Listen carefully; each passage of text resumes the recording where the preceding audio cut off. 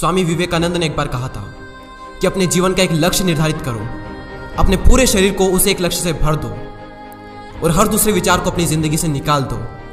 यही सफल होने का मूल मंत्र है। हमें से कई लोग डॉक्टर एपीजे अब्दुल कलाम साहब को इंस्पिरेशन मानते हैं, लेकिन क्या आपको पता है कि उनकी इंस्पिरेशन कौन है? स्वामी विवेकानंद। और सिर्फ यही नहीं, बल्कि निकोला टेस्ला, सुभाष चंद्र बोस, लाल बहादुर शास्त्री और भी कई सारे ऐसे लीजेंड्स हैं जिनकी इंस्पिरेशन स्वामी विवेकानंद है।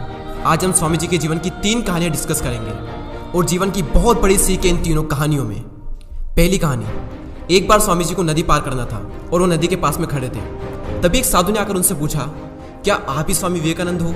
स्वामी जी ने जवाब दिया कि जी हाँ, मैं ही स्वामी विवेकानंद हूँ। तभी साधु ने पूछा कि स्वामी जी आप यहाँ पर क्या कर रहे हो? स्वामी जी ने कहा कि मुझे नदी पार करना है और मैं नाव का इंतजार कर रहा हूँ। तभी साधु ने कहा कि तुम इतने बड़े इंसान हो, कई सारे लोग तुम्हें अपनी प्रेरणा का स्रोत मानते हैं और तुम एक नदी पार नहीं कर सकते। देखो मैं तुम्हें नदी पार करके बताता हूँ। तभी उस साधु ने पानी पर चल करके उस नदी को पार किया और फिर से पानी पर चल करके स्वामी जी के पास लौट कर आए और बोले कि देखो मेरे पास इतनी शक्ति है, मेरे पास इतना टैलेंट है, मेरे पास इतना ज्ञान है, उसके बावजूद भी मुझे कोई नहीं जानता। और तुम्हारे पास कोई ज्ञान नहीं, कोई शक्तियाँ नहीं, उसके बावजूद भी तुम्हें सब जानते हैं। तभी स्वामी जी मुस्कुराए और साधु से पूछा कि तुम्हें यह विद्या सीखने में कितना टाइम लगा? साधु ने कहा कि 15 साल।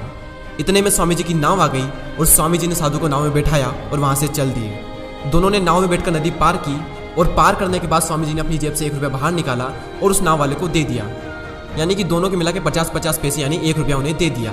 तभी स्वामी जी ने साधु से कहा कि जो काम तुम 50 पैसे में कर सकते थे उसके लिए तुमने अपनी जिंदगी के 15 साल बर्बाद कर दिए। और अगर यही 15 साल तुम समाज की भलाई में लगाते तो आज तुम्हें भी पूरी दुनिया जानती। और मैंने यही किया, इसलिए मुझे पूरी दुनिया जानती है और तुम्हें कोई नहीं जानता। और स्वामी जी ने साधु से कहा कि तुम्हारी तरह कई सारे लोग ऐसी चीज़ों में अपने दिन, हफ्ते, महीने, साल लगा देते हैं जिनका उनकी ज़िंदगी में कोई मतलब नहीं निकलता। इसलिए अपने टाइम को ऐसी जगह पर लगाओ जहाँ पर उसका एक्चुअल में कोई सेंस निकले, क्योंकि टाइम से बढ़कर इस दुनिया में कोई भी इंपॉर्टेंट चीज़ नहीं है। अगर समय बर्बाद तो जिंदगी बर्बाद। दूसरी कहानी, एक बार स्वामी जी एक ब्रिज पर चल रहे थे। तभी वहाँ पर कुछ बंदर उनके पीछे पड़ जाते हैं। कोई बंदर उन पर लपक रहा, कोई उनका प्रसाद छीनने की कोशिश कर रहा और स्वामी जी उन बंदरों से पीछे छुड़ाने के लिए वहाँ से भागने लगे। स्वामी जी भागे जा रहे थे और वो बंदर भी उनके पीछे पीछे भागने लगे। तभी एक आदमी ने स्वामी जी से कहा कि तुम डरो मत, इनका सामना करो। तुम जितना ज़्यादा इनसे डरोगे ये तुम्हें उतना ही ज़्यादा डराएंगे।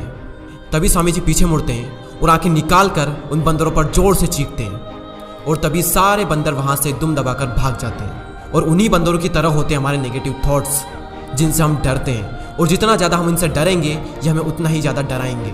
इसलिए नेगेटिव थॉट्स और डर से डरो मत, बल्कि उनका सामना करो।